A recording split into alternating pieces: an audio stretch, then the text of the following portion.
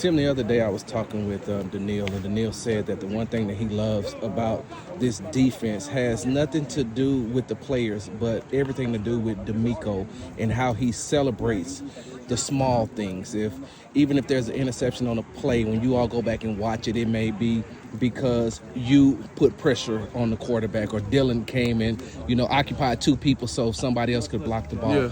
When you all move as a unit like that, how important is having D'Amico runs? He's tough. He's a tough guy. He's a tough coach. He's hard on us. He's hard on us for a reason though, because I feel like he sees what we have as potential. So just him. Even when we doing well, he don't even show that we doing well. And I feel like that keep us humble, and I feel like that keep us on our toes. We got a coach that's real honest, and he keeps it even. And even if we are doing better or dominating the offense, he don't ever let that go two up. Or, he always keep us level-headed, and he always keep us working. And he always makes sure that we on our P's and Q's as far as a unit. What were some of the things that you wanted to work on specifically in the offseason coming into training camp? Just coming in shape. Being healthy and just staying healthy this whole camp. I feel like I missed my last 3 training camps due to injury, and I need to be present for this team. I feel like I feel like I can add. I feel like I can add something to our team, just like everybody else out here can. And I feel like it takes all of us. How have you all bonded like that? And going into this season, watching you all in training camp, you all are just moving as one big unit. Nobody is trying to stand out. Nobody is trying to be the star player. But it seems like all of y'all are on that same page. Man, it's so crazy. Us being on the second year together as a unit, man. It's how close we are. Even the meeting rooms, we get in there early. Eating together, we eat together. We talk with each other. We make sure that we're in sync. In the facility and out of the facility. So just being able to just bond with one another is the big reason of why we're so close. How much has Sheldon Rankins brought to that? Man, he's an OG, man. He come in here. He's been in this system damn near his whole career. So just his knowledge and the way he operates things. I feel like he's more the general, and he makes sure everything is good. He makes sure that we working. So I got to ask you this question, because I know you be on Tim time. Mm-hmm. You talk a lot of trash, especially when you're on the field. Do you think that C.J. Gardner-Johnson talks more trash than you? I think it's up there. I'm in the trenches, so I'm talking to all 5 guys. I ain't talking to one person. So I be real direct when I'm talking to people. So, and I'm talking to a group. I ain't talking to an individual. Yeah.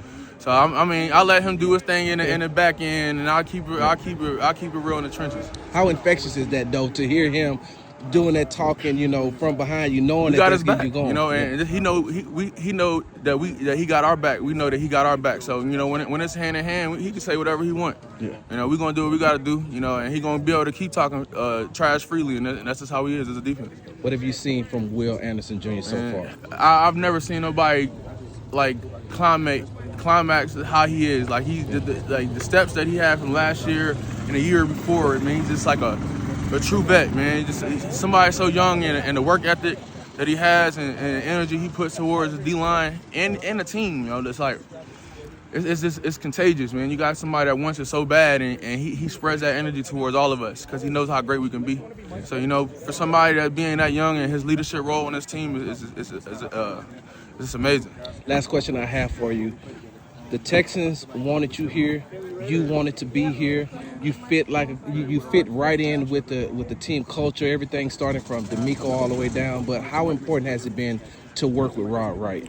Man, player coach.